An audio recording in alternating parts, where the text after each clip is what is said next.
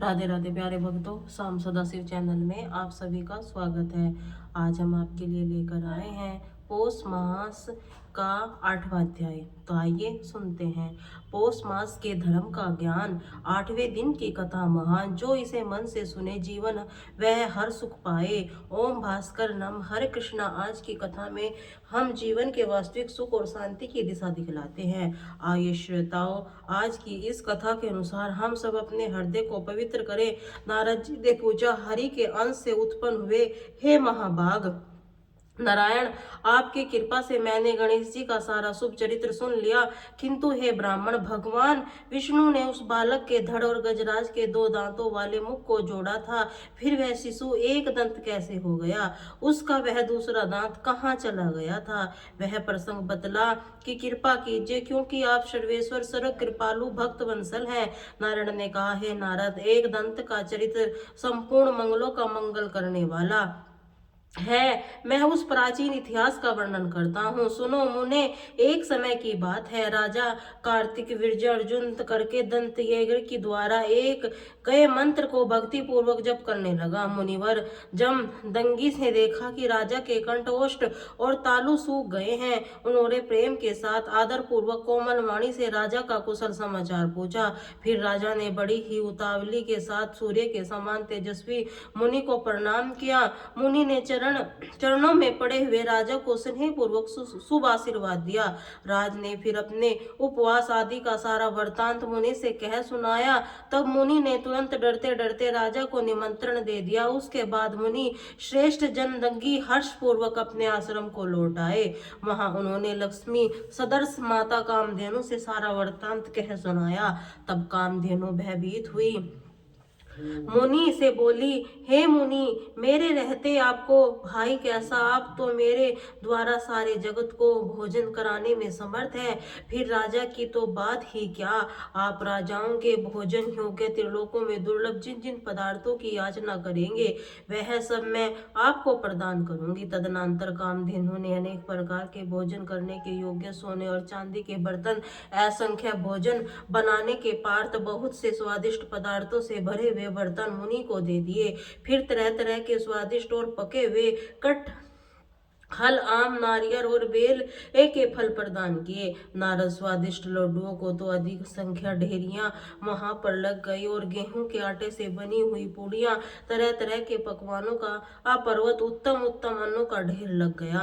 दूध की, दही, घी की नदियां बह चली, शक्कर का ढेर सारा मोद होकर पहाड़ लग गया, उत्तम धान से चित में पर्वत सा ढेर लग गया, और कौतुक वंश राजाओं का योग्य संपूर्णता कपूर आदि को स्वाहिष्ट तांबूल, सुंदर वस्त्र आभूषण प्रदान किया।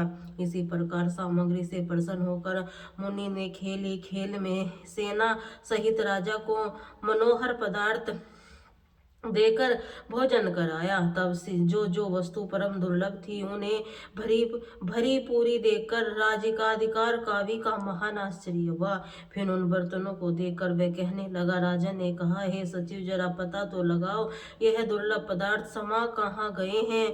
इसीलिए आशंका है कि बहुत जनों ने नहीं है। इसी मंत्र महाराज ने मुनि के आश्रम में सब कुछ देख लिया है, सुनिए। वह तो अग्निकुंड, समिध्या, कुंस, पुष्प, फल, कृष्ण मर्ग, चरम सुख, शिष्य समुदाय और सूर्य के तेज से आधार तक पकने वाला अनादि ही है। वह संपूर्ण संपत्तियों को रहित वहां मैंने भी देखा है। कभी लोट जटाधारी और वृक्षों की छाल में एकमात्र उनका वस्त्र है, परंतु आश्रम के भाग में मैंने एक मनोहर कपिला गौ को देखा। उसके अंग बड़े सुंदर और चांदनी सी उसकी कीर्ति है। वह लाल कमल के समान उसके नेत्र है।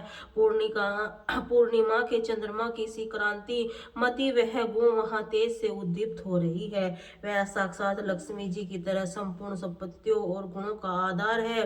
फिर मंत्रों के कहने पर वह दुर्बुद्धि राजा मुनि ने उसे गौ की याचना करते हुए तत्परांतर कहा कि क्योंकि उस पर्वत सर्वदा का पास से बंधा हुआ था, भला पुण्य अथवा उत्तम बुद्धि क्या कर सकती है, क्योंकि होनहार की सब तरह से बलि होना है। इसी कारण पुण्यवान बुद्धिमान होकर ही राज कार्तिक युजन नहीं होता। इसीलिए संत लोग निरंतर कर्म का क्षय ही कर पाते हैं। जगत का धारण पोषण करने वाली बुद्धि दयनीय माया प्रत्येक जन्म से सेवा के लिए जाने पर संतुष्ट होकर भक्त को वह भक्ति प्रदान करती है।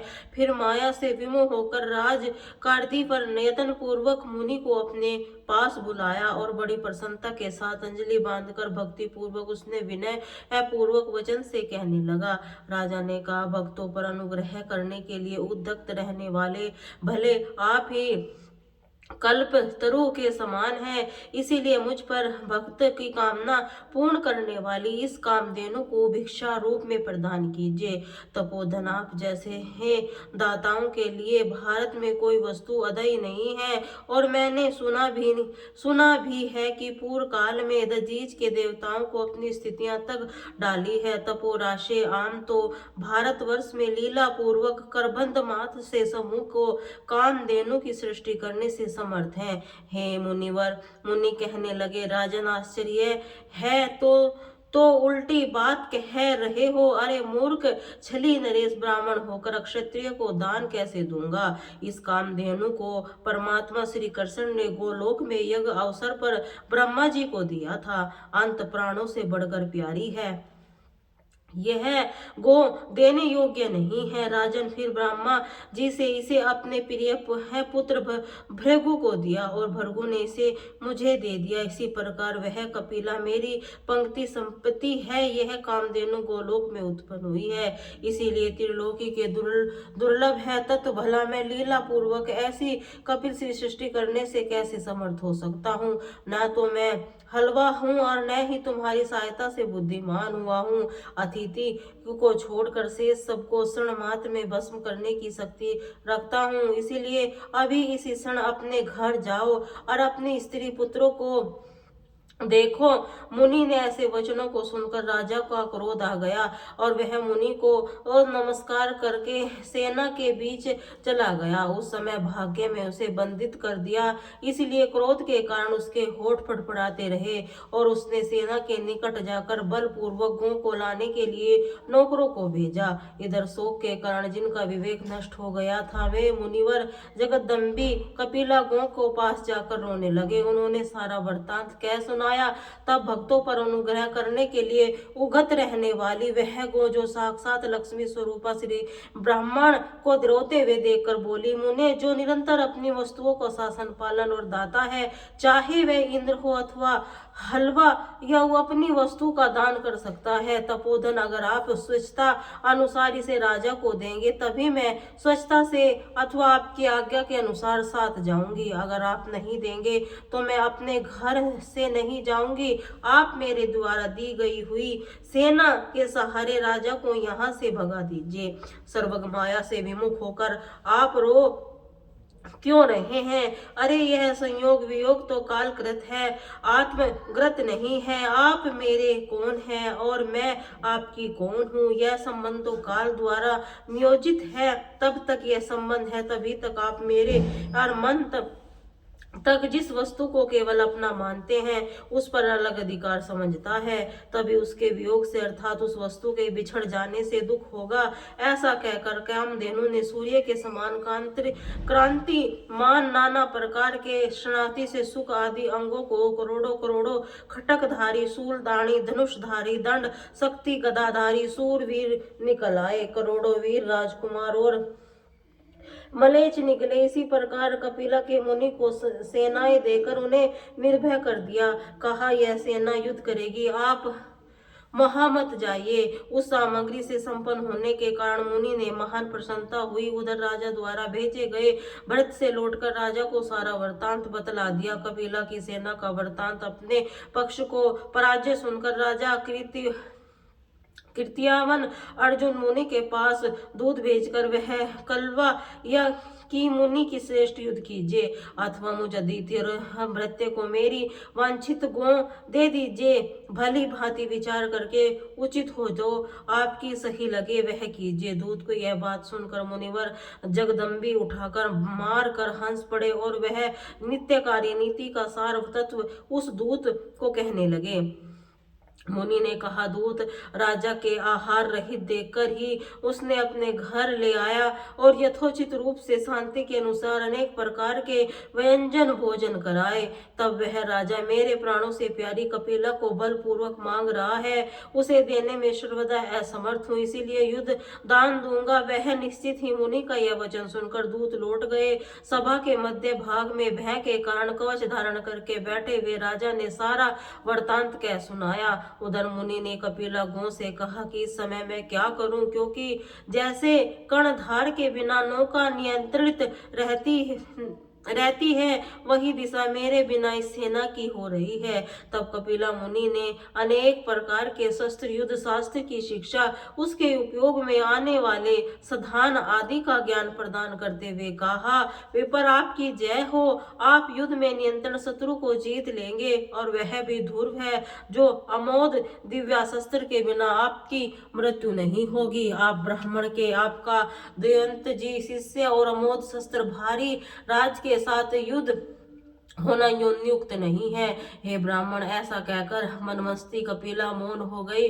मुनिवर मुनि ने सेना को सुसज्जित कर लिया, नारी सेना के साथ लेकर युद्ध स्थल में प्रस्थान कर गए। उधर राजा भी युद्ध के लिए आ डटा। उसने मुनिवर जमदंगी को प्रणाम किया, फिर दोनों सेनाओं को अत्यंत दुष्कर युद्ध होने लगा। उस युद्ध में कपिला की सेना ने बलपूर्वक राजा की सेना को जीत लिया और खेल ही खेल में राजा ने विचित्र रथ को भी चूर चूर कर डाला।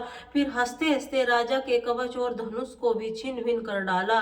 इसी प्रकार राजा की कीर्ति अर्जुन जब कृपा सागर मुनि जगदम्बी ने देखा कि मेरे अतिथि बना हुआ राजेश्वर क्रांति वर मूर्छित हो गया है, तब कृपा कर वंश होकर उन्होंने उस सेना को लौटा दिया।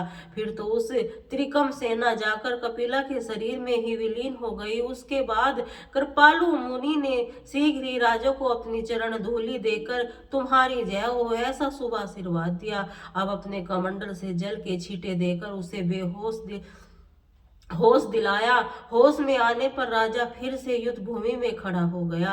भक्ति पूर्वक हाथ जोड़कर उसने मुनिवर को सर झुकाकर प्रणाम किया।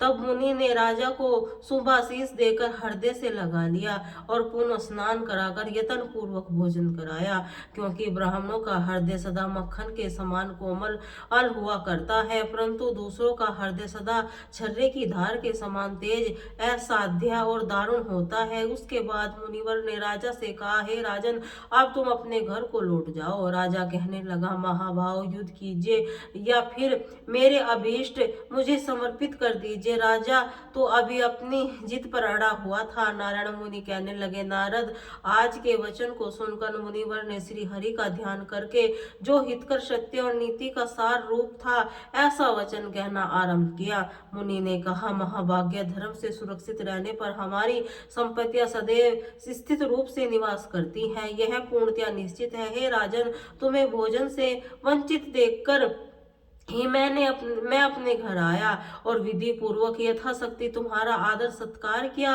इस समय तुम्हें मूर्छित देखकर मैंने चरण धूली और शुभ आशीर्वाद दिया, जिससे तुम्हारी मूर्छा दूर हुई। इसीलिए तुम्हारा अब ऐसा कहना बिल्कुल उचित नहीं है।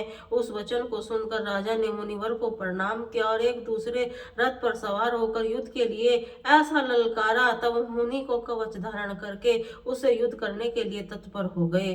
क्रोध के कारण राजा की बुद्धि मारी गई थी, इसीलिए मुनि के साथ जूझने लगा। मुनि ने कपिला द्वारा दी गई शक्ति और शस्त्र के बल से राजा को शस्त्रहीन करके फिर मूर्छित कर दिया।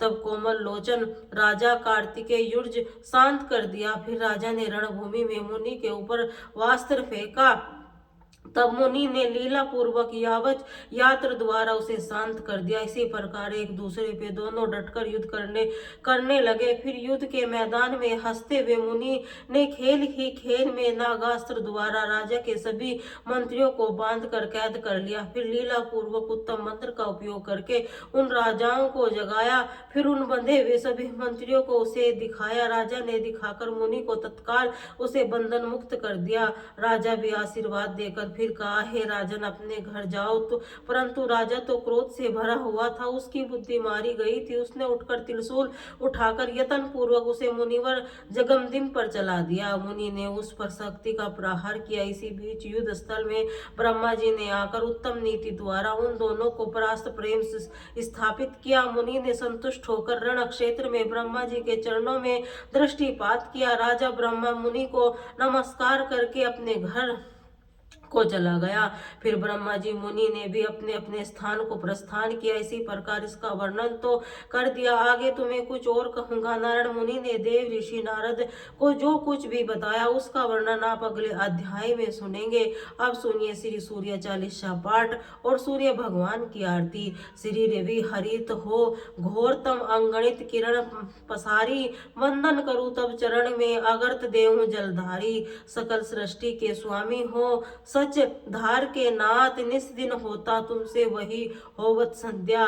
प्रभात जग भगवान सूरतम सारी, जय खगेश दिन कर शुभकारी। तुम हो सृष्टि के नेत, स्वरूपा त्रिगुण धार त्रिदेव। स्वरूपा तुम करता पालक सागार, भुवन चतुर्दर संचालक। सुंदर बंदन चतुर्दर्शी धारी, रसमनति तुम मगम बहारी। चक्र शंख अरु श्वेत कमल धरवर, मुद्रा सोहत चोटे पर शीर। मुकुट कुंडल गल, माला चारु तिलक बभाल। विशाला सपत अक्षर अति दुर्गामी, अरुण साती गति अभिरानी। वक्त वरुण आभूषण धारक अति प्रोतो, हे लाल परमारथ। सर्वोत्तम तुम्हें रण वेदा, मिंत्र कहे तुमको वेदा।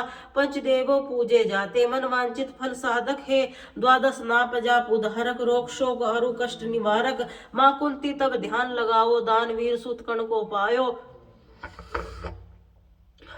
राजा युधिष्ठिर तब जस गायो, अक्षय पात्र हो वन में पायो। शस्त्र त्याग अर्जुन, अंकुरा बन आदित्य हृदय पायो। विद्याचल तब मार्ग में आयो, हाहाकार तिम से छायो। मुनि अगस्त गिरि गर्भ मिटायो, निज तब बल विधन वायो। मुनि अगस्त तब महिमा लाई, सुमिरे भव विजय रघुराई। तोहे बकोर मधुर फल जाना, मुख से लीन होते ए हनुमाना। तब नंदन शनि देव कहायो, पावन के सूत सिर के यज्ञ सबूती। तुम्हारी कीनी भेंट सुकल यदुविद दीनी। सूर्यमुखी व्रत रूपा, कृष्ण सुदर्शन भानु स्वरूपा। मनन तो है ओकारा, स्वरूपा मन आत्म अरु काला। स्वरूपा जिग दिगंबर तेज उज्ज्वल रूप तिघारा। आकाश दिगपाला, करत मुनिवर अंजलि नित्य। करत परम विधि तापा, हरत तुम भगवन ज्ञान ज्योति। करता तुम भगवन सफल बनाए, तब आराधना श्री जब सफल है। साधन संध्या त्रिकाल, करता जो कोई पावे कृपा।